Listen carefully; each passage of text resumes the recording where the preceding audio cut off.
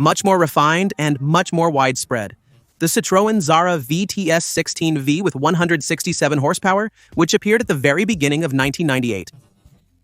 However, it is still overshadowed by the near-mythical and exceptionally rare ZX16 Vive 167, produced for just under a year. And if we talk about high-powered cars in France from those years, it's often the Peugeot 306 that immediately comes to mind. Stuck in a VTS lineup that didn't mean much anymore and featuring a design that looks more like a slipper than a street beast, the XSARA VTS 167 is one of those gems that only true enthusiasts know how to appreciate. And to truly understand its appeal, you have to get behind the wheel. So today, let's go back to that strange time when Citroën still believed in the concept of the sports car.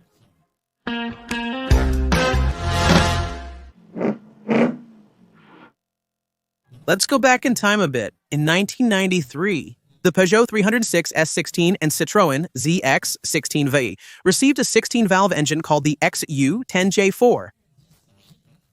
A nice name, isn't it? An engine already seen in the 405 Mi16 since 1992. This engine, called variable acoustic intake for variable acoustic intake, turns out to be much less sporty than the name suggests. Announced at 155 horsepower by Peugeot Société Anonyme's marketing, it was quickly revised to 150 horsepower, and some even think it never really reaches that figure. Faced with this slight embarrassment, Peugeot Société Anonyme revised its approach in 1996 and released an updated version of this, 2 liters, the XU10J4RS J4RS. While we're at it, 167 real horsepower on tap, and this time they're really galloping for real. This engine immediately lands in the 306 S16, which gets a 6-speed gearbox. Additionally, the ZX16V's final days involve utilizing a 5-speed gearbox.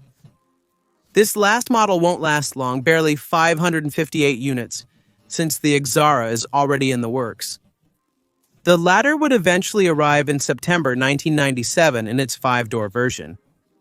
The 3-door coupe would wait until January 1998, even though production had quietly started as early as the previous fall, including for the famous VTS 16 V167 at the end of 1997. Already, 492 units had come out, almost as many as the total number of ZX 167. The specific bodywork of the coupe is supposed to give it a sporty aura, but it still inherits the soft curves of the sedan, a creation by Donato Cocco and his Evolisi team. In terms of looks, the VTS goes for a restrained style. A small spoiler, alloy wheels, and a discreet badge on the rear fender are the only clues hinting at what's going on under the hood. And even then, this VTS trim was also offered on much less lively engines. Engine options: 1.8L 16V with 112 horsepower, 1.9L turbo diesel with 90 horsepower, and 2.0L 16V with 137 horsepower. Flatters customers who can't afford the 167 horsepower model, but at the expense of the exclusive character of the true top-of-the-line model.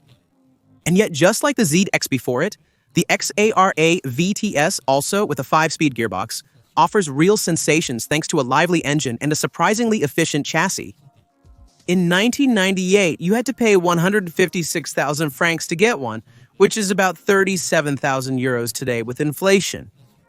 But it's still well-positioned. A Megane Coupe 2-liter 16-valve with 150 horsepower was 6,000 francs cheaper, while the 306 S16 Premium was 3,000 francs more expensive. Especially since the XSARA was banking on the novelty effect and was mainly aimed at loyal fans of the double chevron, not at Peugeot fans who swore only by the lion. The XSARA also benefited from the spectacular performances of the XSARA kit car, and later from the fabulous double VRC version, driven by a certain Sebastian Loeb. But we'll come back to that. Meanwhile, Citroën adjusts its trajectory. In 1999, the price of the VTS 167 drops by 20,000 francs. A welcome discount because sales drop from 3,522 units in 1998 to 1,421. The following year, they had to quickly save what they could. In 2000, the XSARA received a much-needed facelift. Not a miracle in terms of looks, but it gave it a bit more character, which certainly didn't hurt. At the same time, a young hopeful named Sebastian Loeb began to get to grips with the XSARA World Rally Championship. In 2001, he achieved a superb second place at San Remo, proving that both the car and the man had plenty of potential. That same year, he also won the French Rally Championship.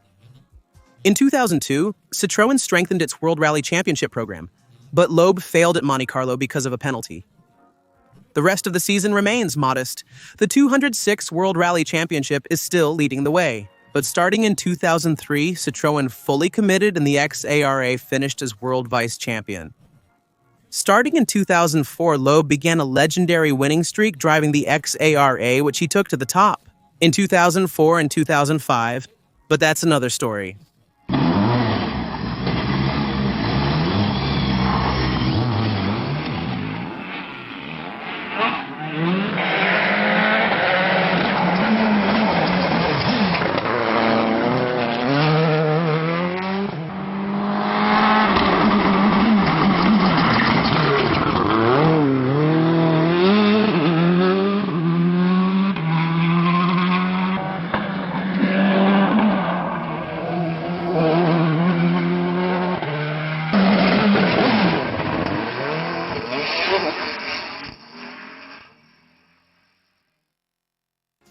But let's get back to the point.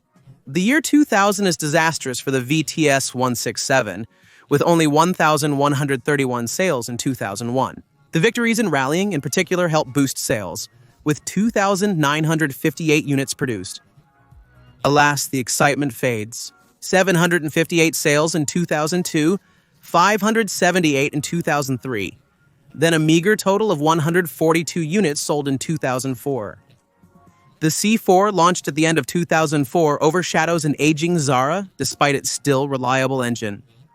But let's be honest, the Xara was already aging as soon as it was released.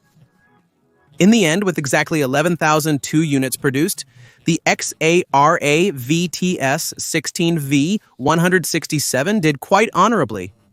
It far surpasses the ZX 16 Cave, with 7,981 units, and completely outclasses the very rare ZX 167, with only 558 units sold. Yet the Xara is often absent from discussions when we talk about small sports cars. Efficient, a perfect sleeper, a potential collector's item, it will only appeal to true enthusiasts. As long as he's not too put off by its looks, which are a bit like a slightly grumpy fish. And do you have any memories with the Xara? Let me know in the comments.